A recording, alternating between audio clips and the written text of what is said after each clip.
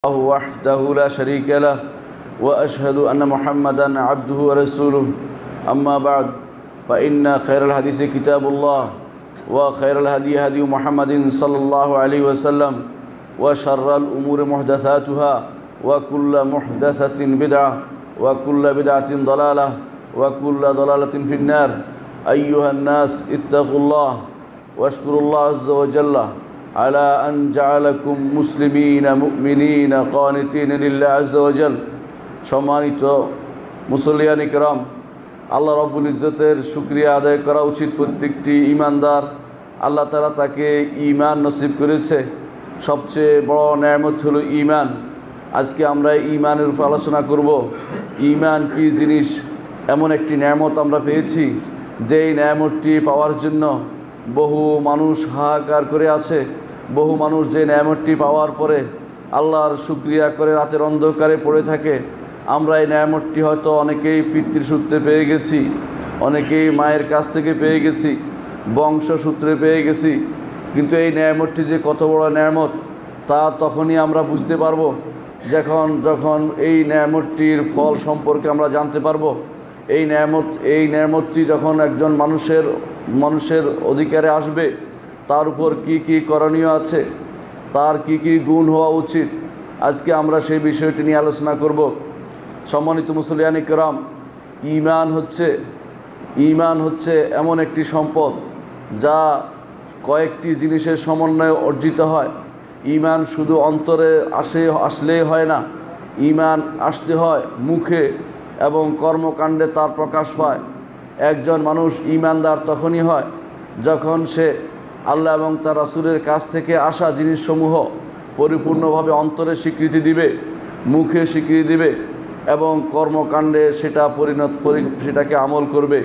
যতক্ষণ পর্যন্ত তিনটি জিনিস না হবে কেউ ঈমানদার হইতে পারে না।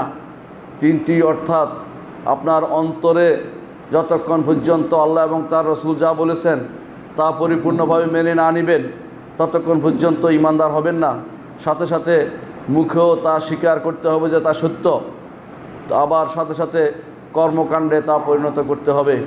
যেমন সালাত, আল্লাহ তাআলা সালাত ফরজ করেছেন, বিশ্বাস করতে হবে অন্তরে। অনুরূপভাবে সালাত ফরজ করেছেন, মুখে বলতে হবে যে সালাত ফরজ, অনুরূপভাবে তা আমল করতে হবে।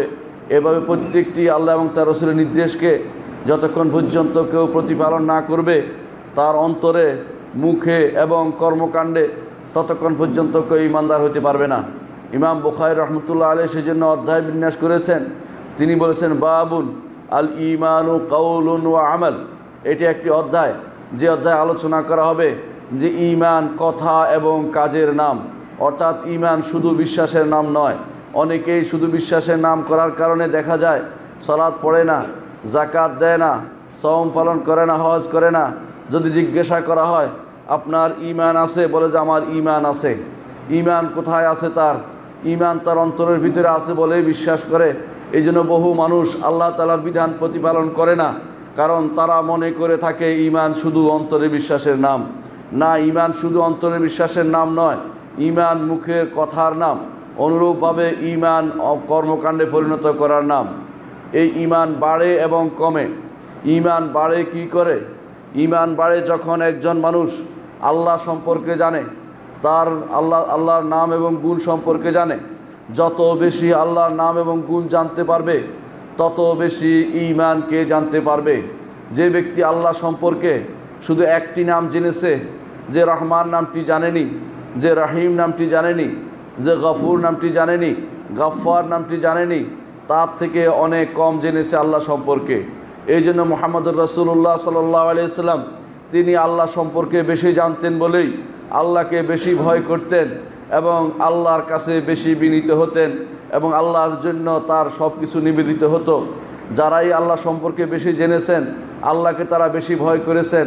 আল্লাহকে জানার সবচেয়ে বড় মাধ্যম হচ্ছে তার নাম এবং গুণ জানা, এবং আল্লাহকে জানার পরেই তাকে ডাকা যাবে। আল্লাহ তাআলা কোরআনে কারীম বলেছেন, ওয়ালিল্লাহিল আসমাউল হুসনা ফাদউহু বিহা। আল্লাহর রয়েছে সুন্দর সুন্দর নাম, সেগুলো দিয়ে তাকে আহ্বান করো। যে ব্যক্তি আল্লাহর নাম এবং গুণ অস্বীকার করে সে আল্লাহ সম্পর্কে জানতে পারেনি। এই জন্য আল্লাহ তাআলা কোরআনে কারীমে বলেছেন, মা কাদারুল্লাহ হাক্কা কদরিহি ওয়াল আরদু জামিআন কবদাতুহু ইয়াউমাল কিয়ামাহ ওয়াস সামাওয়াতু মাতউইয়াতুম বিয়ামিনিহি। তারা আল্লাহ সম্পর্কে আল্লাহকে সঠিক সম্মান ও মর্যাদা দিতে জানেনি, এই জন্য তারা আল্লাহ সম্পর্কে ভিন্ন ভিন্ন মন্তব্য করছে। অথচ যারা আল্লাহ সম্পর্কে জানে তারা ভালো করে জানে আল্লাহ রব্বুল ইজ্জত আসমান এবং জমিনকে সমস্ত জমিনকে তার মুঠির ভিতর রাখবে কিয়ামতের দিন, এবং জমিন সমস্ত আসমানকে রাখবে তার ডান হাতের উপরে ভাঁজ করে। ইয়াউমা নাতউইস সামাআ কাতাইয়িস সিজিলিল কুতুব, যেদিন আমরা ভাঁজ করে রাখব আসমানকে, যেভাবে একজন লেখক কাগজকে ভাঁজ করে রাখে সেভাবে রাখবে। আল্লাহ তাআলা সেদিন ভাঁজ করে রেখে বলবেন লিমানিল মুলকুল ইয়াউম, আজকের দিনে কার রাজত্ব? সবাই তখন স্বীকৃতি দিবে লিল্লাহিল ওয়াহিদিল কাহার, একমাত্র মহান রব্বুল ইজ্জতের জন্য, যিনি মহা দাপুটে এবং যিনি প্রবল পরাক্রমশীল ক্ষমতাবান, তার জন্য আজকে রাজত্ব। তিনি হচ্ছেন মহান রব্বুল ইজ্জত। আসমান এবং জমিন তার দৃষ্টিতে অত্যন্ত ক্ষুদ্র, তার কুরসির ভিতরে আসমান এবং জমিন সবই জায়গা হয়, আর কুরসি হচ্ছে বিরাট বিস্তীর্ণ ভূমি, তা রেখে রাখা আছে আরশের সামনে। আরশের তিনি ব্যতীত আরশ কত বড় আর কেউ বলতে পারবে না। সুতরাং আসমান এবং জমিন এই সব কিছুর হেফাজত করতে তার কোনো কষ্ট হয় না। লা ইয়াউদু হিফযুহুমা ওয়া হুয়াল আলিয়্যুল আযীম, এ হচ্ছেন মহান রব্বুল ইজ্জত। যখন এই বিষয়টি জানতে পারবে একজন ইমানদারের ইমান বাড়বে, বই কমবে না, সবসময় সেটা বাড়তে থাকবে। আর অনুরূপভাবে ইমান বাড়বে যখনই একজন মানুষ কোরআনে কারীম নিয়ে তেলাওয়াত করবে, কোরআনে কারীমের অর্থ বুঝবে, কোরআনে কারীম আল্লাহ তাআলা কী বিধান দিচ্ছেন তা জানতে পারবে এবং তা অনুসারে আমল করবে, তার ইমান অবশ্যই বর্ধিত হবে। অনুরূপভাবে ইমান বাড়বে যখন একজন মানুষ মুহাম্মদুর রাসূলুল্লাহ সাল্লাল্লাহু আলাইহি ওয়াসাল্লাম সম্পর্কে জানবে, মুহাম্মদুর রাসূলুল্লাহ সাল্লাল্লাহু আলাইহি ওয়াসাল্লামের সিফাত এবং গুণাবলী সম্পর্কে বুঝতে পারবে, তার বাণীসমূহ অনুধাবন করতে পারবে, এবং যখন মুহাম্মদুর রাসূলুল্লাহ সাল্লাল্লাহু আলাইহি ওয়াসাল্লামের বৈশিষ্ট্যসমূহকে অবগত হতে পারবে, তখন মুহাম্মদ সাল্লাল্লাহু আলাইহি ওয়াসাল্লাম সম্পর্কে জানার পরে তার ঈমান বর্ধিত হবে, এতে কোনো সন্দেহ নেই। অনুরূপভাবে ঈমান বাড়ে যখন কেউ আল্লাহর প্রাকৃতিক যে সমস্ত নিদর্শনসমূহ আছে সেই নিদর্শনসমূহের দিকে তাকাবে।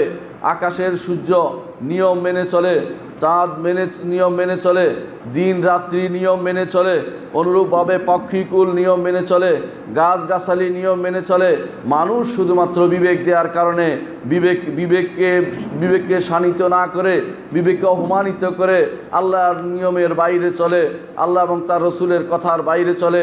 এই জন্য যে কোনো মানুষ যখন আসমান এবং জমিনের দিকে তাকাবে তখন তার ঈমান বর্ধিত হবে। আল্লাহ তাআলা বলেছেন যে আওয়ালাম ইয়াতাফাক্কারু ফি খালকিস সামাওয়াতি ওয়াল আরদ, তারা কি আসমান এবং জমিনের দিকে তাকিয়ে চিন্তা করে না যে এগুলো শুধুমাত্র আল্লাহই সৃষ্টি করেছেন, যিনি এই মহান স্রষ্টা, তার যে কত গুণ, তার যে কত শক্তি, এই বিষয়টি ওই ব্যক্তি বুঝার পরে তার অবশ্যই ঈমান বর্ধিত হবে।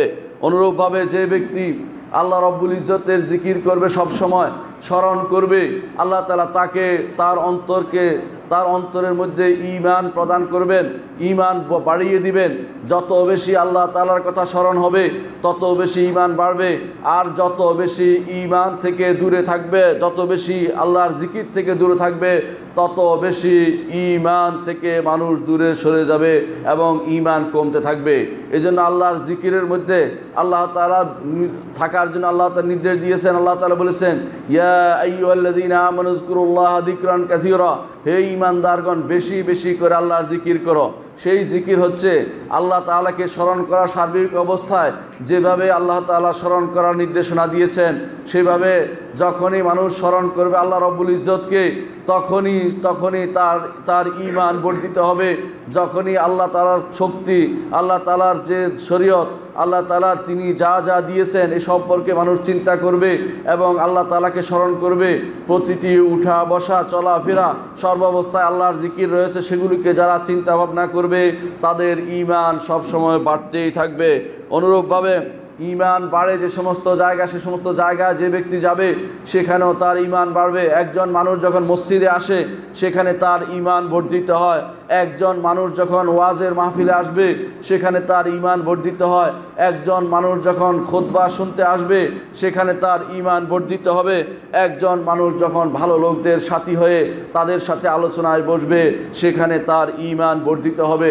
যখনই মানুষ রাতের অন্ধকারে কোনো ইবাদত করবে, রাতের অন্ধকারে যখন কেউ দেখতে পায় না, একমাত্র আল্লাহ এবং তার মাঝে আল্লাহ এবং বান্দার মাঝে সম্পর্ক যখন তৈরি হবে, এই সময় যে ব্যক্তি ইবাদত করতে পারবে এটা ঈমান বৃদ্ধির আলামত, যে একজন মানুষের ঈমান বৃদ্ধি পাবে। ঠিক বিপরীত শুদ্ধ, অনেকের ঈমান কমে যায়। কিভাবে ঈমান কমে যায়? তা হচ্ছে যখন আল্লাহ এবং তার রসুল সম্পর্কে জানবে না, যখন আল্লাহর নাম এবং গুণ সম্পর্কে জানবে না, আল্লাহ এবং নাম গুণকে অপব্যাখ্যা করবে অথবা অর্থহীন করবে, অথবা আল্লাহর গুণসমূহকে যারা ভিন্ন অর্থে নিয়ে যায়, তারা আল্লাহ রব্বুল ইজ্জতের উপর ঈমান তার কমে যাবে ধীরে ধীরে। এবং যখন আল্লাহর নিদর্শন সমূহের সম্পর্কে চিন্তা করবে না, আল্লাহ তাআলা তিনি যে সমস্ত নিদর্শন দিয়েছেন সেগুলো চিন্তা করবে না, এবং যখন আল্লাহর আয়াত সমূহ পড়ালেখা পড়বে না, কোরআন তেলাওয়াত থেকে বিমুখ হবে, তখন তাদের ঈমান কমতেই থাকবে। অনুরূপভাবে যখন কেউ গুনার কাজ করে, একটি গুনাহ আরেকটি গুনাহকে টেনে আনে, গুনার কাজ যখন করতে থাকে, গুনার কারণে তার ঈমান কমতেই থাকবে গুনার কারণে, এবং এক সময় তার অন্তরে পর্দা পড়ে যায়। কাল্লা বাল রানা আলা কুলুবিহিম মা কানু ইয়াকসিবুন, যা তাদের অন্তরে পর্দা পড়ে গেছে, কারণ তারা অর্জন করতে অন্যায় গুনাহ করতে করতে অন্তরের উপরে পর্দা পড়ে যায়। মুহাম্মদুর রাসূলুল্লাহ সাল্লাল্লাহু আলাইহি ওয়াসাল্লাম তিনি তার প্রতি বৈঠকে কোনো সাহাবী বলেছেন আমরা 70-এর অধিকবার তার কাছ থেকে ইস্তেগফার, ক্ষমা প্রার্থনা সেটা আমরা গুনতাম, কারণ তিনি বলছেন ওয়া ইন্নাহু লা ইউগানু আলা কলবি, আমার কলবের উপরে পর্দা পড়ে যায়, এই জন্য তিনি বেশি বেশি করে ইস্তেগফার করতেন। তিনি হচ্ছেন এমন এক সত্তা যাকে আল্লাহ তাআলা তার আগের এবং পরের সকল গুনাহ ক্ষমা করে দিয়েছেন, তারপরেও তিনি প্রতি বৈঠকে 70-এর উপরে ইস্তেগফার করতেন। আর আমাদের গুনার কোনো শেষ নেই, অথচ আমরা ইস্তেগফার করি না। আমাদের অন্তরে পর্দা পড়ে যাচ্ছে দিন দিন, আর ঈমান কমতে শুরু করে দিয়েছে। অনুরূপভাবে যারা আল্লাহর ইবাদত থেকে বিমুখ থাকে, আল্লাহর আনুগত্য থেকে বিমুখ থাকে, যেই সময়ে যে ইবাদতের কথা রব্বুল ইজ্জত বলেছেন সেই সময়ে সে ইবাদত যদি না করা হয় তাহলে মানুষের ঈমান কমতে থাকে এবং সেটা কমতেই বাধ্য। ঈমান কিছু জিনিসের উপরে সুপ্রতিষ্ঠিত। মনে রাখবেন, ঈমানের জন্য প্রথম শর্ত হচ্ছে অবশ্যই আপনার অন্তর পবিত্র হতে হবে। অন্তর পবিত্র না হলে সেখানে ঈমান প্রবেশ করে না। কারণ আপনার যদি শরীর খারাপ থাকে সেখানে ভালো মন্দ কিছু ভালো খেতে পারেন না, কারণ যাই খান তাই নষ্ট করবে পেটকে। এই জন্য ঈমান পবিত্র হতে হলে প্রথমেই অন্তরকে পরিচ্ছন্ন করতে হবে, কুফরি থেকে মুক্ত করতে হবে। আপনাকে তাগুতের সাথে কুফরি করতে হবে, আল্লাহ বিরোধী শক্তির বিপক্ষে আপনাকে থাকতে হবে। কোরআনে কারীম আল্লাহ তাআলা বলেছেন ফামান ইয়াকফুর বিত-তাগুত ওয়া ইউমিন বিল্লাহ ফাকাদ ইসতামসাকা বিল উরওয়াতিল উসকা লা ইনফিসামা লাহা। আল্লাহ তাআলা বলেছেন যে ঈমান আনতে হলে আগে কুফরি বিত-তাগুত করতে হবে, তাগুতকে অস্বীকার করতে হবে। অন্তরের ভিতরে শিরক কুফরি লালন করে কখনো ঈমান হয় না। আগে পরিপূর্ণভাবে অন্তর থেকে শিরক এবং কুফরিকে মুক্ত করতে হবে। এই জন্য প্রথম কাজ হচ্ছে ঈমানদার হওয়ার জন্য একজন মানুষকে সম্পূর্ণরূপে শিরক মুক্ত হতে হবে, কুফরি মুক্ত হতে হবে, জানতে হবে যে আসলে ঈমান কোন জিনিস। মুহাম্মদুর রাসূলুল্লাহ সাল্লাল্লাহু আলাইহি ওয়াসাল্লাম তার সময়ে যখন ঈমান আনতো সাহাবায়ে কেরাম, তারা ঈমান বুঝতো, এই জন্য তখন ঈমান আনার কারণে তারা আর কোনোদিন পিছনের দিকে তাকাননি। কিন্তু আমাদের ঈমান হচ্ছে বেশিরভাগ সময় দুদুল্যমান। আমরা বড় কিছু দেখলে আমাদের ঈমান নষ্ট হয়ে যায়। অনেক সময় আমরা দুনিয়ার বিভিন্ন ফিতনায় পড়ে ঈমান হারা অবস্থায় চলে যাই। সেজন্য একজন ঈমানদার প্রথম কাজ হবে তার অন্তরকে অবশ্যই শিরক, কুফর এবং নিফাকি থেকে মুক্ত করবে।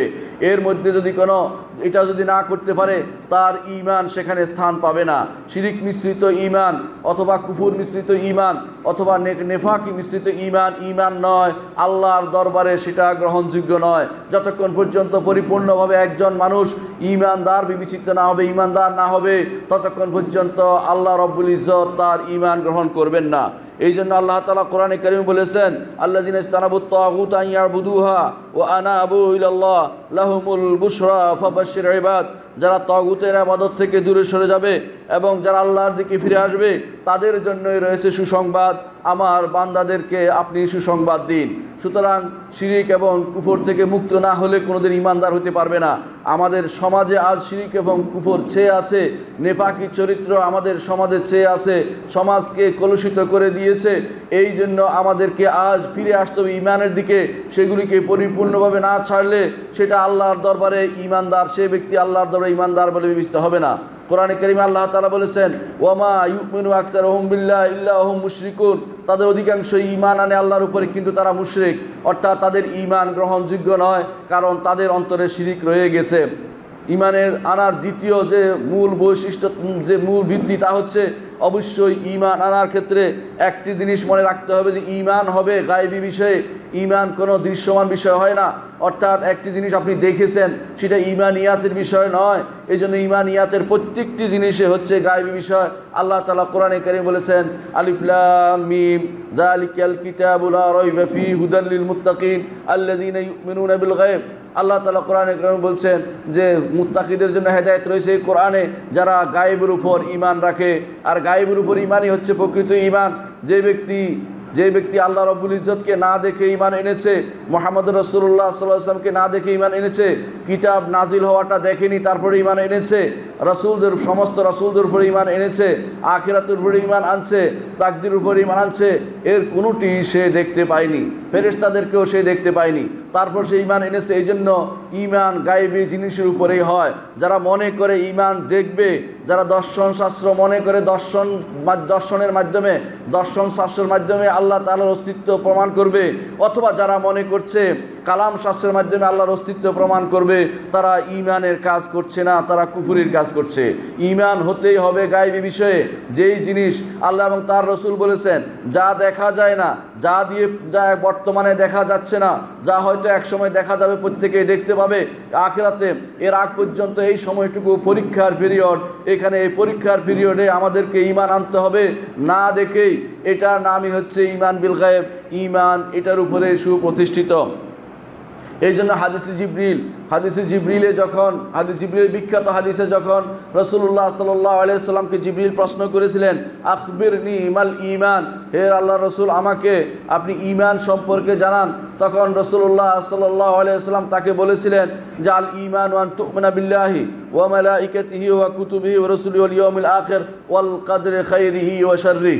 এতটুকু পর্যন্ত রাসূলুল্লাহ সাল্লাল্লাহু আলাইহি ওয়াসাল্লাম বলেছেন, অর্থাৎ ঈমানের 6টি রোকন বলেছেন, যেই 6টি রোকনের কোনোটি আমাদের চোখের সামনে দৃশ্যমান নয়। আমরা সবগুলি না দেখে ঈমান রেখেছি। আমরা দেখিনি মুহাম্মদুর রাসূলুল্লাহ সাল্লাল্লাহু আলাইহি ওয়াসাল্লামকে, আমরা ফেরেশতাদেরকেও দেখিনি, কিন্তু আমার ঈমান রাখি, কারণ এটাই হচ্ছে ঈমান বিল গায়েব। যেই ব্যক্তি দেখার জন্য অপেক্ষা করছে, তার ঈমান কোনোদিন পরিপূর্ণ হবে না, সে কখনো ঈমানদার হতে পারবে না। ঈমানের তৃতীয় ভিত্তি হচ্ছে, যা আপনি জেনেছেন আল্লাহর পক্ষ থেকে সত্য বলে এসেছে, সেটাকে অবশ্যই আপনাকে প্রতিপালন করতে হবে। অর্থাৎ আল্লাহর নির্দেশকে মানতে হবে, আল্লাহর নিষেধকে পরিত্যাগ করতে হবে। আল্লাহ তাআলা যেইভাবে আপনাকে ইবাদত করতে বলেছেন সেভাবে ইবাদত করতে হবে। আল্লাহ তাআলা বলেছেন, ওয়ামা খালাকতুল জিন্না ওয়াল ইনসা ইল্লা লিয়াবুদুন মা উরিদু মিনহুম মির রিজকিন ওয়া মা উরিদু আন ইউতঈমুন ইন্নাল্লাহু হুয়ার রাজ্জাকু যুল কুওয়াতিল মাতিন। আল্লাহ রাব্বুল ইজ্জত তিনি আমাদেরকে তার ইবাদত করতে বলেছেন, তার নির্দেশ মান্য করতে হবে, তার নিষেধ পরিত্যাগ করতে হবে। যেই ব্যক্তি এটাকে নিজের উপরে বাধ্যতামূলক মনে করে নিয়েছে, সেই শুধুমাত্র ঈমানদার। আর যে ব্যক্তি মনে করছে করলে করতে পারি, না করলে নাই, সে ব্যক্তি ঈমানদার হতে পারবে না। চতুর্থ হচ্ছে ঈমান আনার ক্ষেত্রে, ঈমান এবং ইবাদতের ক্ষেত্রে সম্পূর্ণরূপে আল্লাহ তাআলার জন্যই আপনার ইবাদত হতে হবে। যদি অন্য কারোর জন্য, অন্য কাউকে খুশি করার জন্য করেন, তো আল্লাহ তাআলার দরবারে আপনার এই ঈমানের কোনো মূল্য নেই। আল্লাহ তাআলা কোরআনে কারিমে বলেছেন, ওয়ামা উমিরু ইল্লা লিয়াবুদুল্লাহ মুখলিসিনা লাহুদ্দিন, তাদেরকে শুধু এই নির্দেশ দেওয়া হয়েছে যে একমাত্র আল্লাহর জন্য দিনকে খালেস করে তারা যেন ইবাদত করে, অর্থাৎ আল্লাহর জন্যই করে, অন্য কারোর জন্য নয়। রাসূলুল্লাহ সাল্লাল্লাহু আলাইহি ওয়াসাল্লাম বলেছেন, হাদিসে কুদসিতে আল্লাহ তাআলা বলেন যে মান আমালা আমালান আশরাকা ফিহি মা'i গায়রি তারাকতুহু ওয়া শিরকাহু, যে কেউ আমার সাথে এমন কোনো আমল করবে যা আমাকে এবং অন্যকে এর মধ্যে শরিক করেছে, আমি তাকেও ছেড়ে দেই, তার শিরককেও ছেড়ে দেই। অর্থাৎ এটাই হচ্ছে আল্লাহ তাআলা কোনো অংশ নেন না, তিনি অংশ থেকে সম্পূর্ণ মুক্ত। হাদিসের প্রথম অংশে আল্লাহ তাআলা বলেছেন হাদিসে কুদসিতে, আনা আগনা শুরাকা ইয়ানি শিরক, আমি অংশীদারের অংশ গ্রহণ করি না। সুতরাং যে কেউ আমার জন্য কোনো ইবাদত করবে একান্তভাবে আমার জন্যই করতে হবে। এই জন্য যারা ঈমান আনবে, আল্লাহকে খুশি করার জন্য ঈমান আনবে, দুনিয়ার কোনো উদ্দেশ্য তার থাকতে পারবে না, থাকলে সেটা আল্লাহর দরবারে গ্রহণযোগ্য হবে না। ইখলাসের ব্যাপারে আল্লাহ তাআলা আরও বলেছেন, আলা লিল্লাহিদ দীনুল খালিস, যে খাঁটি দিন আল্লাহরই প্রাপ্য, অন্য কারোর জন্য হলে সেটা খাঁটি দিন হবে না। আল্লাহ তাআলা অন্য আয়াতে বলেছেন, হুয়াল হাইয়্যু লা ইলাহা ইল্লা হু ফাদউহু মুখলিসিনা লাহুদ্দিন, তিনি হচ্ছেন চিরঞ্জীব। সুতরাং একমাত্র তিনি ব্যতীত আর কোনো সত্য ইলাহ নেই, একমাত্র তাকেই ডাকো মুখলিসিনা লাহুদ্দিন, একমাত্র আল্লাহ রাব্বুল ইজ্জতের জন্য, আল্লাহ রাব্বুল ইজ্জত খালেস হয়ে তার জন্য নিষ্ঠা সহকারে তার জন্যই সব কিছু করো, নিজের জন্য অন্য কারোর জন্য নয়। আল্লাহ তাআলা অন্য আয়াতে বলেছেন, ইন্নামা নুতঈমুকুম লিওয়াজহিল্লাহ লা নুরিদু মিনকুম জাযাআন ওয়ালা শুকুরা, ঈমানদাররা দুনিয়ার বুকে যাই করে না কেন তারা বলে, ইন্নামা নুতঈমুকুম লিওয়াজহিল্লাহ লা নুরিদু মিনকুম জাযাআন ওয়ালা শুকুরা, আমরা তো শুধুমাত্র আল্লাহ রাব্বুল ইজ্জতের জন্যই করে থাকি, তাকে খুশি করার জন্য এটা করি। লা নুরিদু মিনকুম জাযাআন ওয়ালা শুকুরা, দুনিয়া আমরা যাকে কিছু দান করলেও, কারো সম্পর্কে কিছু ভালো কাজ করলেও তাদের কাছ থেকে কোনো শুকর আমরা আশা করি না, অথবা প্রতিদান আশা করি না, একমাত্র আল্লাহ রাব্বুল ইজ্জতের কাছে তাদের প্রতিদান সংরক্ষিত থাকে। ঈমানদার এভাবে। আর পঞ্চম যে কাজটি করতে হয় তার ঈমান শুদ্ধ হওয়ার জন্য তারা রাসূলুল্লাহ সাল্লাল্লাহু আলাইহি ওয়াসাল্লামকে সত্যি যথাযথ রূপে তার অনুসরণ করতে হবে, সত্যতা সহকারে অনুসরণ করতে হবে। কোরআনে কারিমে আল্লাহ তাআলা বলেছেন, লাকাদ কানা লাকুম ফি রাসূলিল্লাহি উসওয়াতুন হাসানাতুল লিমান কানা ইয়ারজুল্লাহ ওয়াল ইয়াউমিল আখির। আল্লাহ তাআলা বলেছেন যে রাসূলুল্লাহ সাল্লাল্লাহু আলাইহি ওয়াসাল্লামের জন্য তোমাদের আদর্শ রয়েছে। একজনকে আমাদের জন্য আদর্শ হিসেবে পাঠানোর অর্থই হচ্ছে তাকেই অনুসরণ করে যেতে হবে। আমাদের সমাজে আজ অনুসরণের লোকের অভাব নেই। কেউ তার নেতাকে, কেউ তার দলীয় লোককে, কেউ তার গোষ্ঠীভুক্ত লোককে, কেউ কার ইমামকে অনুসরণ করে চলেছে। অনুসরণ করতে হবে মুহাম্মদুর রাসূলুল্লাহ সাল্লাল্লাহু আলাইহি ওয়াসাল্লামকে, তিনি হচ্ছেন আমাদের জন্য আদর্শ। আল্লাহ তাআলা কোরআনে কারীম বলেছেন, ফামান কানা ইয়ারজু লিকা রাব্বিহি ফালইয়ামাল আমালান সালিহান ওয়ালা ইউশরিক বিইবাদাতি রাব্বিহি আহাদা। যে কেউ আল্লাহর সাথে সাক্ষাতের আশা করে, ঈমানদার মাত্র আল্লাহর সাথে সাক্ষাতের আশা করে, সেই জন্য ইয়ামাল আমালান সালেহ, আমলে সালেহ করে। আমলে সালেহ হচ্ছে মুহাম্মদুর রাসূলুল্লাহ সাল্লাল্লাহু আলাইহি ওয়াসাল্লাম যা দেখিয়ে দিয়েছেন সেটাই আমলে সালেহ, এর বাইরে আর কোনো আমলে সালেহ হতে পারে না। অনুরূপভাবে ঈমানদারের ষষ্ঠ যে কাজটি যার উপরে ঈমান সুপ্রতিষ্ঠিত তা হচ্ছে ঈমানদারকে অবশ্যই আলেম হতে হবে, জ্ঞানী হতে হবে, ঈমানদারকে অবশ্যই জানতে হবে। না জেনে ঈমানদার হওয়া যায় না। জাহেল মূর্খ তাদের ঈমান আল্লাহর দরবারে গ্রহণযোগ্য নয়। তাকে অবশ্যই কী জিনিসের উপরে আনছে আল্লাহ সম্পর্কে এবং রাসূল সম্পর্কে তাকে জানতেই হবে। এই দুটি জিনিস জানতেই হবে, আল্লাহ এবং রাসূল এবং দিন, তিনটি জিনিস হচ্ছে ঈমানদারের প্রথম দায়িত্ব। এই জন্য কবরের তিনটি প্রশ্ন করা হবে, মান রব্বুকা ওয়ামা দিনুকা ওমান নাবিয়ুকা। এই তিনটি প্রশ্ন না জানলে সে ঈমানদার হতে পারবে না। ঈমানদারের ঘরে জন্মগ্রহণ করলে ঈমানদার হওয়া যায় না যতক্ষণ পর্যন্ত এই তিনটি প্রশ্নের উত্তর সে জানতে না পারবে। এই জন্য আল্লাহ তাআলা কোরআনে কারীম বলেছেন, ওয়াকাযালিকা নুফাসসিলুল আয়াতি ওয়ালিতাস্তাবিনা সাবিলুল মুজরিমিন।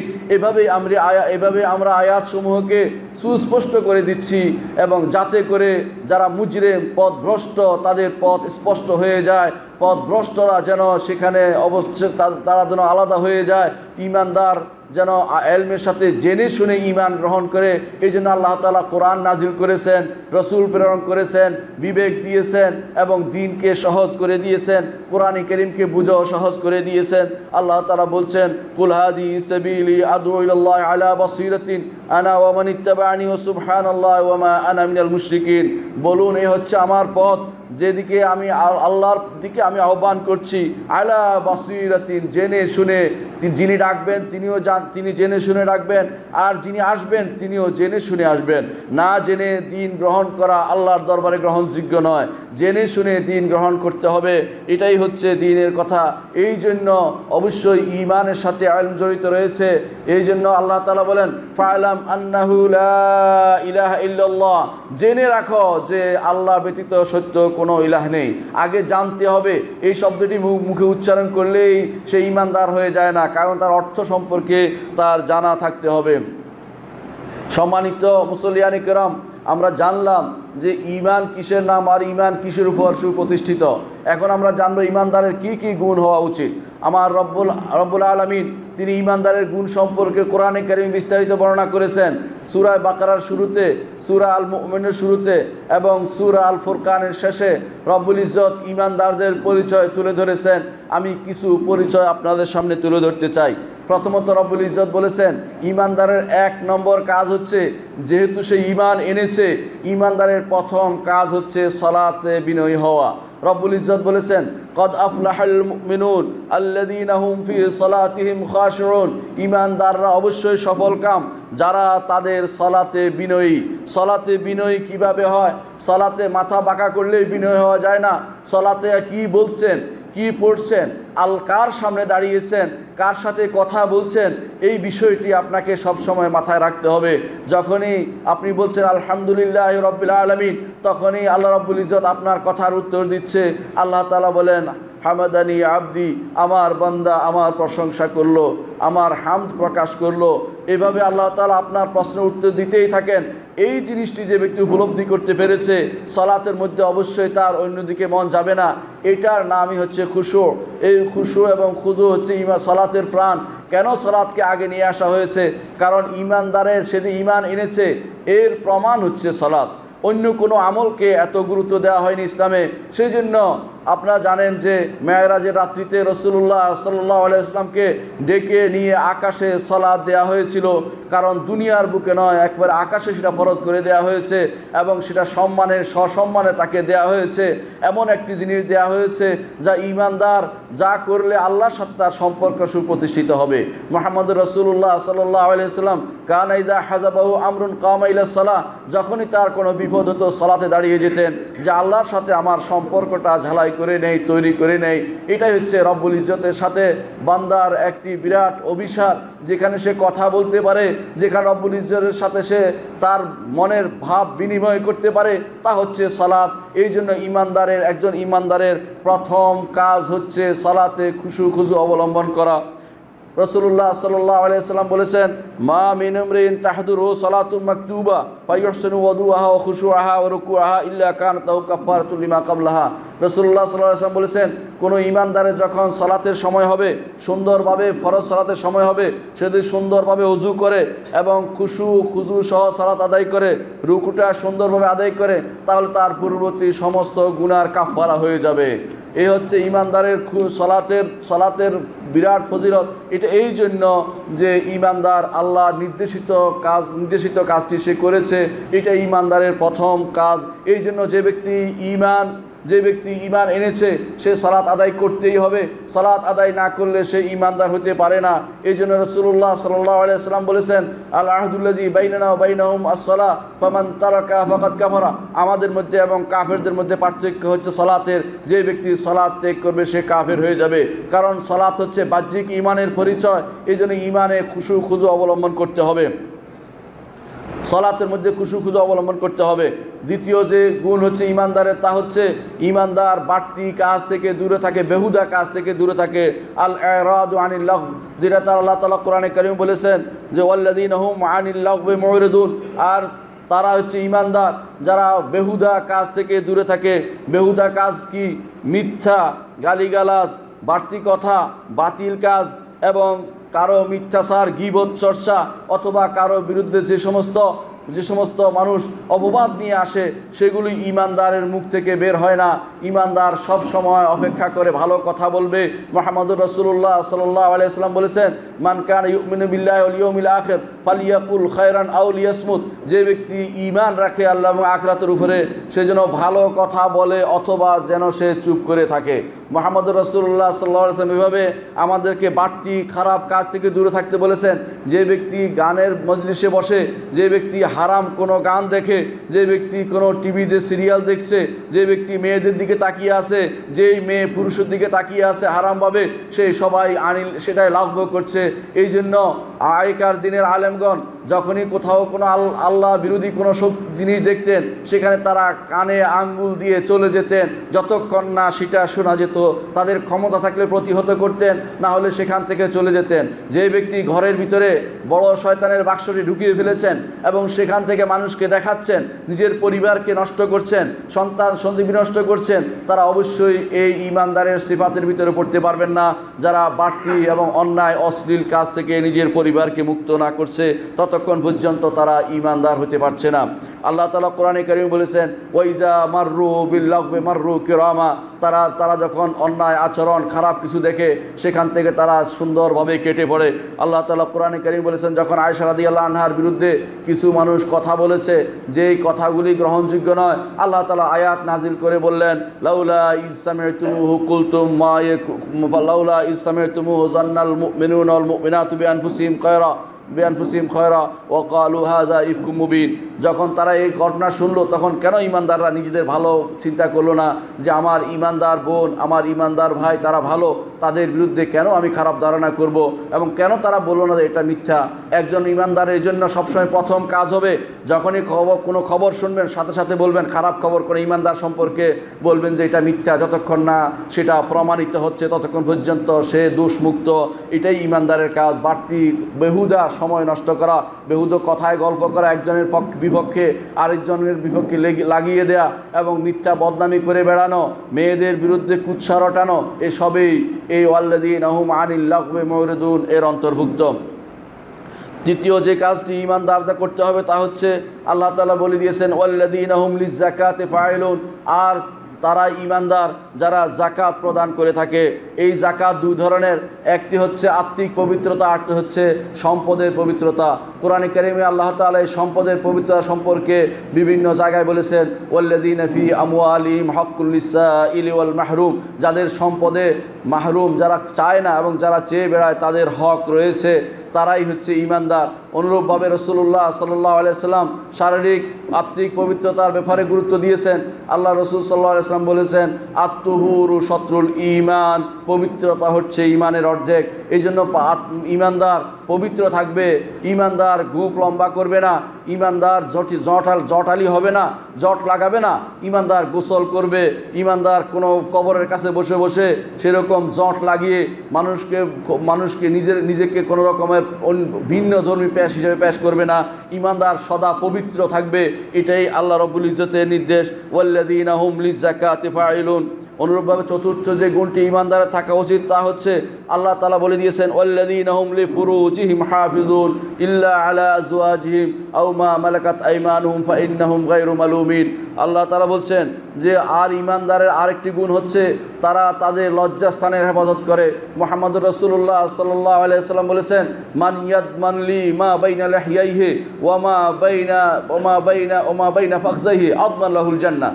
যেই ব্যক্তি তার দুই দাড়ি, অর্থাৎ মুখের দুই দাড়ি বলতে মুখ বোঝানো হয়েছে, মুখের দুই অংশ, মাঝখানে অংশ অর্থাৎ মুখ দাড়ি, এই চুলগুলির মাঝখানে যে হেফাজত করবে এবং যে ব্যক্তি দুই রানের মাঝখানের অংশের হেফাজত করবে, তার জন্য আমি জান্নাতের জামিনদার হব। এটা মুহাম্মদুর রাসূলুল্লাহ সাল্লাল্লাহু আলাইহি ওয়াসাল্লাম জামিনদার হবেন। সুতরাং আপনার আমার উচিত হবে এই দুই জিনিসকে হেফাজত করা, অন্যায় অশ্লীল আচরণ থেকে সমাজকে হেফাজত করা, পরিবারকে হেফাজত করা। যারা সন্তানের হাতে আজ তুলে দিয়েছেন, অ্যান্ড্রয়েড সেট অথবা এই জাতীয় সেট, তারা অন্যায় আচরণ করছেন। এটা হারাম, কারণ তার রাতের অন্ধকারে কি দেখে আপনি জানেন না। পর্নোগ্রাফিতে আর দেশ ছেয়ে গেছে, স্কুল কলেজগুলো এবং মাদ্রাসাগুলো নষ্ট হয়ে যাচ্ছে সন্তানদের হাতে এই জাতীয় সেট এবং খারাপ এই সমস্ত দৃশ্য। এবং যারা নিজের ঘরের ভিতরে ওয়াইফাই জোন করে দিয়েছেন সন্তানদের নষ্ট করার জন্য, মনে রাখবেন অবশ্যই আপনার এই সমস্ত গুনার জন্য আপনি দায়ী হবেন। সন্তানরা বিনষ্ট হয়ে যাবে এবং আপনি আপনার সন্তানদের এই চোখের জিনা থেকে হেফাজত করতে পারেননি। অনুরূপভাবে তাদের পা সেদিকে এগুবে একদিন এবং অন্যায় করতে তা প্রবৃত্ত হবে। আজ সমাজে যে সমস্ত অন্যায় আচরণ দেখা যাচ্ছে, পত্রিকাগুলো যে সমস্ত খারাপ কথা উঠছে, যেগুলি মুখে উচ্চারণ করতে আমাদের দ্বিধা হয়, সে সমস্ত জিনিসগুলো এই জন্য প্রকাশ পেয়েছে কারণ আমরা নিজেকে এবং নিজের সন্তানকে, পরিবারকে, সমাজকে এই জাতীয় বেবিচার থেকে রক্ষা করার জন্য কোনো প্রচেষ্টা নেইনি। অথচ ঈমানদার সবসময় এই জাতীয় বেবিচার থেকে নিজেকে হেফাজত করবে, পরিবারকে হেফাজত করবে, সমাজকে হেফাজত করবে এবং রাষ্ট্রকে হেফাজত করার জন্য প্রচেষ্টা চালাবে। এটাই ঈমানদারের দায়িত্ব। একটি ইচ্ছা করলে সেটা উপায় হয়। আপনি যদি কোনো আজ সৌদি আরব যান, দেখবেন যে ইচ্ছা করলেও আপনি খারাপ কোনো চিত্র ঢুকতে পারছেন না। দেখবেন যে কালো একটা চিহ্ন আসছে, বলছে যে কেন তুমি এটাতে ঢুকতে চাচ্ছ, তুমি কারণ উল্লেখ করো। এটা কারণ উল্লেখ করার ভয়ে আর কেউ লিখবে না কিছুই। এটাই আপনার দেশে ইচ্ছা করলে সেটা হওয়া সম্ভব, শুধুমাত্র একটি সদিচ্ছার অভাব। আমরা অনুরোধ করব আল্লাহ তাআলা যাদেরকে এই ক্ষমতা দিয়েছেন, তারা যেন এই সদিচ্ছাটা দেখান, আমাদের জাতিকে ধ্বংসের মুখ থেকে যেন তারা বাঁচানোর চেষ্টা করেন। আল্লাহ রাব্বুল ইজ্জতের কাছে আমরা এই দোয়াই করছি, আল্লাহ যেন তাদেরকে সদিচ্ছার ব্যবস্থা করে দেন। আল্লাহ রাব্বুল ইজ্জতে এরপরে ঈমানদারদের পঞ্চম গুণ বলেছেন যে ওয়াল্লাযীনা হুম লিআমানাতিহিম ওয়া আহদিহিম রাউন, এবং তারা হচ্ছে ঈমানদার যারা তাদের আমানত এবং অঙ্গীকারকে যথার্থভাবে রক্ষণাবেক্ষণ করে। কোরআনে কারিমে আল্লাহ তাআলা অন্যত্র বলেছেন ইন্নাল্লাহা ইয়া'মুরুকুম আন তু'আদ্দুল আমানাতি ইলা আহলিহা, নিশ্চয় আল্লাহ তাআলা তার আমানতকে তার যে মালিক তার কাছে আদায় করতে নির্দেশ দেন। আমানত শুধু টাকা পয়সা নয়, আমানত কথাও হতে পারে। একজন মানুষের কাছে কোনো কথা রেখেছে, সেই কথা বলে যে কারো কাছে বলবেন না, অথবা এদিক সেদিক তাকিয়েছে, এটাই রাসূলুল্লাহ সাল্লাল্লাহু আলাইহি ওয়াসাল্লাম বলেছেন যে এটা আমানত, সুতরাং কাউকে সেটা বলা যাবে না। আপনার কাছে অনেক যে সমস্ত জিনিস মানুষ আমানত হিসাবে রেখে দিয়েছে, কথা হোক, কাজ হোক, টাকা হোক, এই জিনিসগুলো অথবা কোনো সম্পদ হোক, এগুলো আপনার কাছে আমানত হিসেবে থাকবে। ঈমানদার কখনো আমানতের খেয়ানত করে না। মুহাম্মদুর রাসূলুল্লাহ সাল্লাল্লাহু আলাইহি ওয়াসাল্লাম আরবের মুশরিকরা তাকে শত্রু মনে করত, কিন্তু আমানতদার ভাবত। বড় আশ্চর্যের জিনিস, যখন রাসূলুল্লাহ সাল্লাল্লাহু আলাইহি ওয়াসাল্লাম হিজরত করছিলেন, তখন আমানত বুঝিয়ে দেওয়ার জন্য আলী রাদিয়াল্লাহু আনহুকে সেই কাজে নিয়োগ দিয়েছিলেন। কারণ আমানত বুঝিয়ে দিতে হবে, মানুষ তার কাছে বিভিন্ন জিনিস আমানত রাখত। এই জন্য ঈমানদার কখনো খেয়ানত করতে পারে না। খেয়ানত মুনাফিকের আলামত। রাসূলুল্লাহ সাল্লাল্লাহু আলাইহি ওয়াসাল্লাম বলেছেন আয়াতুল মুনাফিকি সালাস, মুনাফিকের আলামত হচ্ছে তিনটি, তার মধ্যে একটি বলেছেন ওয়াইজা তুমিনা খানা, যখন তার কাছে আমানত রাখা হয় তখন সে খেয়ানত করে। ষষ্ঠ যে গুণটি ঈমানদারের, তা হচ্ছে যে ঈমানদার সবসময় সলাৎ শুধু খুশুর সাথে আদায় করে তা নয়, সলাতের ওয়াক্ত মতো আদায় করে। ওয়াল্লাযীনা হুম আলা সালাওয়াতিহিম ইউহাফিজুন, সমস্ত সলাতকে তার ওয়াক্ত মতো আদায় করে, ওয়াক্ত বিনষ্ট করে না। ওয়াক্তর সলাতকে সব কিছুর উপরে প্রাধান্য দেয়, অন্য কিছুকে সালাতের উপর প্রাধান্য দেয় না। এই জন্য ঈমানদার সালাতকে সবসময় প্রাধান্য দিয়ে থাকে, অন্য কিছুকে সে প্রাধান্য দেয় না। সালাতের সময় আসলে তার মনে হয় যে সে আল্লাহর সাথে সম্পর্ক করতে যাচ্ছে, তার মনে আনন্দ আসে, তার মনে খুশি আসে। মুহাম্মদুর রাসূলুল্লাহ সাল্লাল্লাহু আলাইহি ওয়াসাল্লাম এই জন্য বিলালকে বলতেন আরেহনা বিস সালাত ইয়া বিলাল, বিলাল আমাকে সালাত দিয়ে আরাম দাও, সালাত দিয়ে আরাম দাও। আর আমরা সালাত পড়ে কোনো রকম দায় সরা গোছে তা থেকে মুক্তি প্রার্থনা করি, নাউজুবিল্লাহ। আমাদের এই ঈমান সত্যিকারের ঈমান নয়। সেই জন্য অথচ রাসূলুল্লাহ সাল্লাল্লাহু আলাইহি ওয়াসাল্লাম এই সময়টুকু, যেই সময়টুকু সালাতের মধ্যে কাটাতেন, সেটাকেই তিনি সবচেয়ে মূল্যবান সময় মনে করতেন। যে ব্যক্তি সালাতে আসে সে গুনাহ করতে পারছে না, কবিরা গুনাহ নাই, তার কোনো কিছু নাই, একমাত্র আল্লাহর সাথে কথোপকথন করছে। এই জন্য সালাতের এই সময়টুকু যথাযথ হেফাজত করতে হবে। ঈমানদার এক সালাতের পরে আরেক সালাতের অপেক্ষায় থাকে, এবং যে ব্যক্তি মসজিদে তার অন্তরটা লটকে থাকে, মুহাম্মদুর রাসূলুল্লাহ সাল্লাল্লাহু আলাইহি ওয়াসাল্লাম বলেছেন আরশের নিচে যারা ছায়া পাবে তাদের মধ্যে এই ব্যক্তি অন্যতম। যেদিন আর কোনো ছায়া থাকবে না, একমাত্র আরশের ছায়া থাকবে, সেদিন যে ব্যক্তি এক সালাতের পরে যে ব্যক্তি তার অন্তরটা লেগে আছে কখন মসজিদে যাবে, সেই ব্যক্তি আরশের নিচে ছায়া পাবে।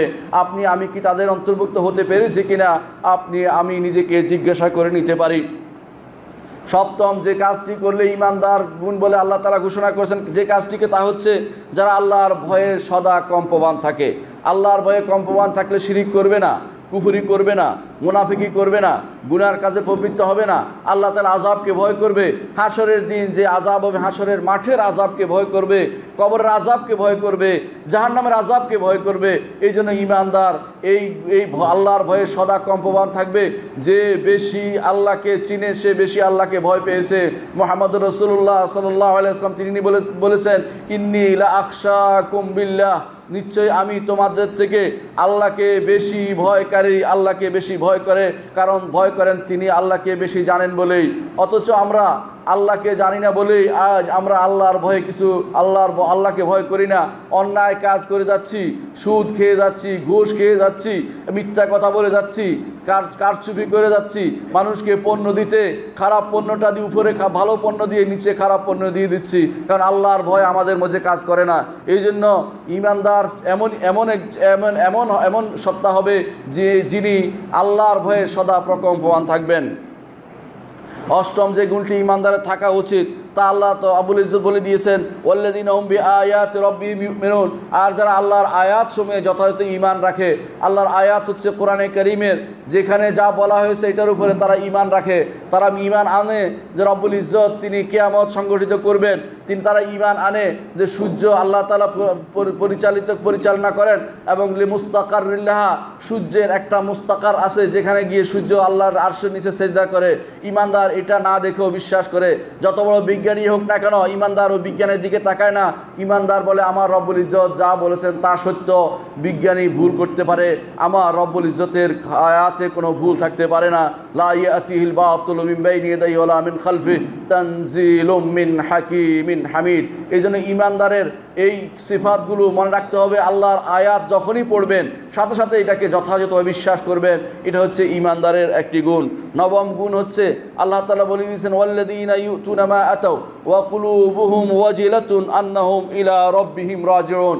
ঈমানদার এমন হয় তারা আল্লাহর জন্য সব কিছু দান করে, দান করার পরেও তার সামর্থ্য অনুসারে সব দান করার পরেও তারা আল্লাহর ভয়ে সদা কম্পমান থাকেন। তারা ভয় পেতে থাকে যে আল্লাহ না কবুল করেন আমার কি হবে, অহংকারে ফেটে পড়ে না যে আমার তো অনেক কিছু করে ফেলেছি, এটা তারা করে না, সব সময় ভয়ে ভীত থাকে। এই জন্য আল্লাহ তাআলা কোরআনে কারীম অন্য আয়াতে বলেছেন যে তারা আল্লাহর কাছে ফিরে যাবে, সেখানে তার জবাবদিহি করতে হবে, এই ভয়ে সে সদা কম্পমান থাকে। অন্য আয়াতে আল্লাহ তাআলা বলছেন, ইন্নামাল মুমিনুনা আল্লাযীনা ইযা যুকিরাল্লাহু ওয়াজিলাত কুলুবুহুম ওয়া ইযা তুলিয়াত আলাইহিম আয়াতুহু যাদাতহুম ঈমানান ওয়া আলা রাব্বিহিম ইয়াতাওয়াক্কালুন। ঈমানদার তো তারাই যারা যখন আল্লাহর জিকির, আল্লাহ তাআলার কথা স্মরণ করা হয় তাদের অন্তর কাঁপতে থাকে, এবং যখন আল্লাহর আয়াত তিলাওয়াত করা হয় তাদের ঈমান বাড়তে থাকে, এবং তারা আল্লাহর উপর তাওয়াক্কুল করতে থাকে। ঈমানদার আরেকটি গুণ হচ্ছে যখন তারা আল্লাহ এবং তার রাসূল কাছ থেকে কোনো কিছু শোনেন তখন বলেন সামি'না ওয়া আতা'না, শুনে নিলাম এবং মেনে নিলাম। তারা কখনো বলে না শুনে নিলাম এবং অথবা অবজ্ঞা করলাম বা দেখে শুনে দেখি সত্য কিনা এটা বলে না, বরং তারা বলে সামি'না ওয়া আতা'না। আল্লাহ তাআলা কোরআনে কারীম বলেছেন, ইন্নামা কানা কাউলাল মুমিনিনা ইযা দু'উ ইলাল্লাহি ওয়া রাসূলিহি লিয়াহকুমা বাইনাহুম আন ইয়াকুলু সামি'না ওয়া আতা'না ওয়া উলাইকা হুমুল মুফলিহুন। ঈমানদার তখনই সফল কাম হতে পারবে যদি প্রত্যেকটি কথা আল্লাহ এবং তার রাসূল যা বলেছেন তা শুনে নিলাম এবং মেনে নিলাম বলে বিশ্বাস করে থাকে। ঈমানদারের 11তম যে গুণটি তা হচ্ছে ঈমানদার আল্লাহর জন্য একে অপরকে ভালোবাসে। ঈমানদারের ভালোবাসা হয় আল্লাহর জন্য, শত্রুতা হয় আল্লাহর জন্য, অন্য কোনো উদ্দেশ্য নয়, দলীয় কারণে নয়, অথবা গোত্রীয় কারণে নয়, ব্যবসার কারণে নয়, অথবা নিজের সন্তান সন্ততির কারণে নয়। আল্লাহর জন্যই কাউকে ভালোবাসে, আল্লাহর জন্যই কাউকে ঘৃণা করে। এই জন্য আল্লাহ তাআলা কোরআনে কারীম বলে দিয়েছেন, লা ইয়াত্তাখিযুল মুমিনুনাল কাফিরিনা আউলিয়া মিন দুনিল মুমিনিন ওয়া মান ইয়াফআল যালিকা ফালাইসা মিনাল্লাহি ফি শাই ইল্লা আন তাত্তাকু মিনহুম তুকা।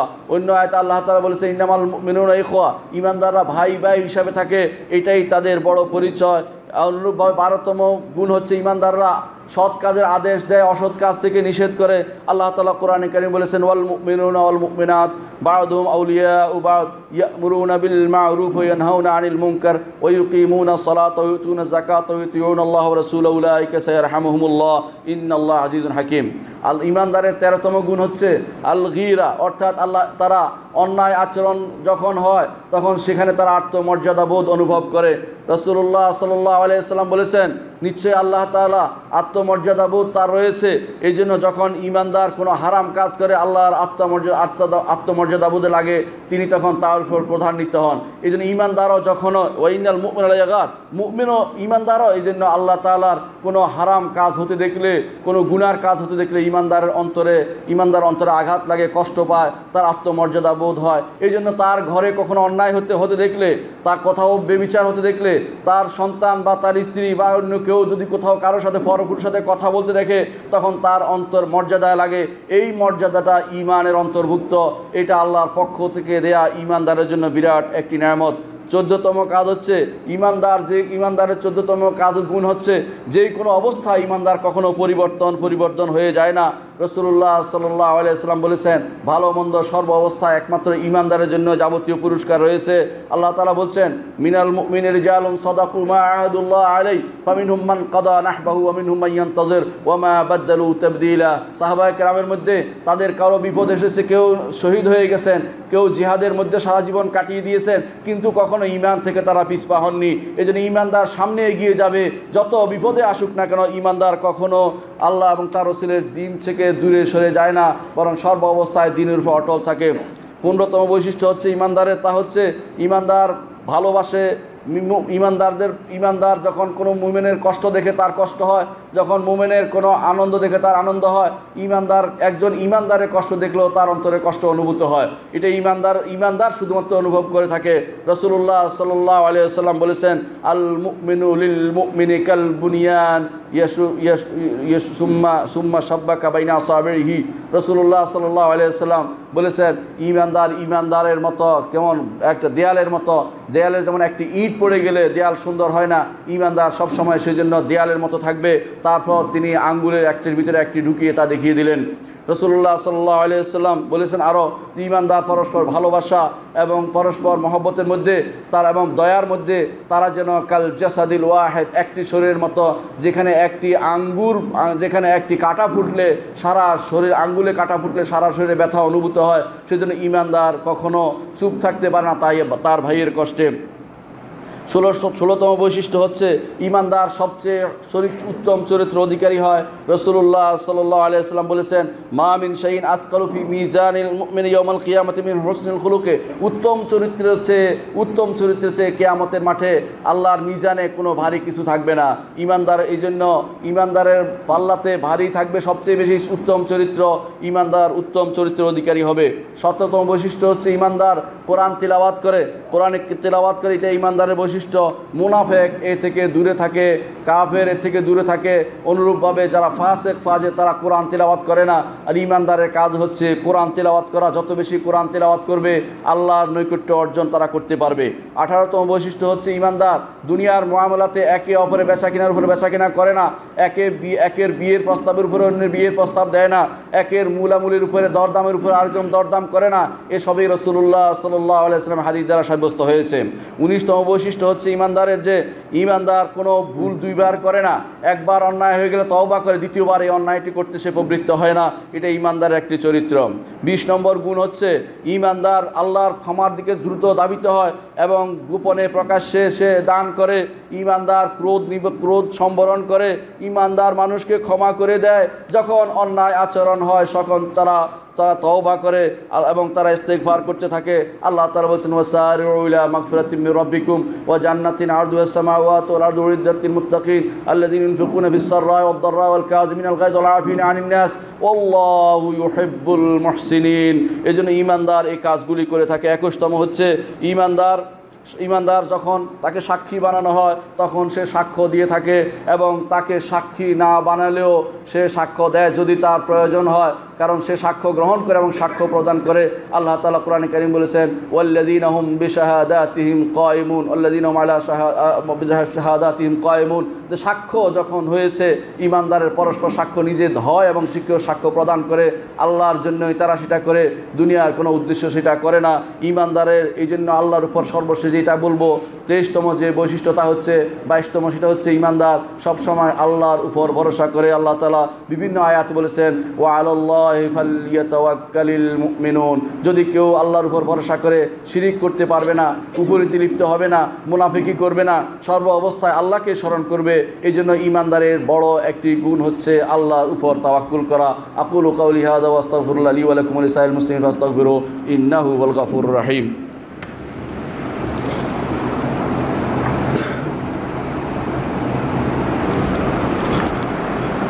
ইন্নাল হামদালিল্লাহ নাহমাদুহু ওয়া নাস্তাঈনুহু ওয়া নাস্তাগফিরুহু ওয়া নাউযু বিল্লাহি মিন শুরুরি আনফুসিনা ওয়া মিন সাইয়্যাতি আমালিনা মান ইয়াহদিহিল্লাহু ফালা মুদিল্লা লাহু ওয়া মান ইউদ্লিল ফালা হাদিয়া লাহু ওয়া আশহাদু আল লা ইলাহা ইল্লাল্লাহু ওয়াহদাহু লা শারীকা লাহু ওয়া আশহাদু আন্না মুহাম্মাদান আবদুহু ওয়া রাসূলুহু। সম্মানিত মুসল্লিয়ান কিরাম, আমি বলছিলাম যে ইমানদারের কিছু গুণ আল্লাহ তাআলা বর্ণনা করেছেন। রাসূলুল্লাহ সাল্লাল্লাহু আলাইহি ওয়াসাল্লাম ইমানদারের কিছু গুণ বর্ণনা করেছেন। তার মধ্যে বিখ্যাত গুণ হচ্ছে ইমানদার সাহসী হবে, ইমানদার বিনয়ী হবে, ইমানদার হিকমত অবলম্বন করবে, ইমানদার সবর করবে, ইমানদার মানুষের সাথে নরম ব্যবহার করবে, ইমানদার মানুষ অবশ্যই সহিষ্ণু হবে এবং ধৈর্যশীল হবে। ইমানদার প্রত্যেকটি কাজ ধীরস্থিরভাবে করে, তাড়াহুড়ো করা ইমানদারের কাজ নয়। ইমানদার এই কাজগুলি করে আল্লাহ রাব্বুল ইজ্জতকে খুশি করার জন্য। ইমানদারের এই গুণগুলো মুহাম্মদুর রাসূলুল্লাহ সাল্লাল্লাহু আলাইহি ওয়াসাল্লাম বর্ণনা করেছেন। বিনিময় ইমানদার কি পাবে? ইমানদার আল্লাহর জান্নাতে, আল্লাহর ক্ষমা, আল্লাহর রিজিকে এবং উচ্চ মর্যাদা দিয়ে আল্লাহ তাআলা তাকে সমৃদ্ধ করবেন। আল্লাহ তাআলা বলে দিয়েছেন, উলাইকা লাহুমুল মুমিনুনা হাক্কা লাহুম দারাজাতুন ইনদা রাব্বিহিম ওয়া মাগফিরাতুন ওয়া রিজকুন কারীম। ইমানদার জান্নাতুল ফিরদাউস পাবে। আল্লাহ তাআলা বলেছেন, উলাইকা হুমুল ওয়ারিসুন আল্লাযীনা ইয়ারিসুনাল ফিরদাউস ওয়া হুম ফিহা খালিদুন। সুতরাং ইমানদারের প্রত্যেক ইমানদারের উচিত এই গুণে গুণান্বিত হওয়া এবং আল্লাহর জান্নাতের জন্য দোয়া করা এবং দোয়া করা আল্লাহ যেন আমাদেরকে সেই জান্নাত প্রদান করেন। আলা ওয়া সাল্লু আলা সাইয়্যিদিল বাশারিয়্যা কামা আমারাল্লাহু আযজা ওয়া জাল্লা ফি কিতাবিহি ওয়া সান্না বিমালাইকাতিল মুসাব্বিহাতিল কুদসি ওয়া সাল্লাসা বিকুম আইয়ুহাল মুমিনুন ফাকালা তাআলা মুখবিরান ওয়া আমিরা ইন্নাল্লাহা ওয়া মালাইকাতাহু ইউসাল্লুনা আলান নবী ইয়া আইয়ুহাল্লাযীনা আমানু সাল্লু আলাইহি ওয়া সাল্লিমু তাসলিমা ফাকুলু আল্লাহুম্মা সাল্লি আলা মুহাম্মাদ ওয়া আলা আলি মুহাম্মাদ কামা সাল্লাইতা আলা ইব্রাহিম ওয়া আলা আলি ইব্রাহিম ইন্নাকা হামিদুম মাজিদ। আল্লাহুম্মা বারিক আলা মুহাম্মাদিন ওয়া আলা আলি মুহাম্মাদ কামা বারাকতা আলা ইব্রাহিম ওয়া আলা আলি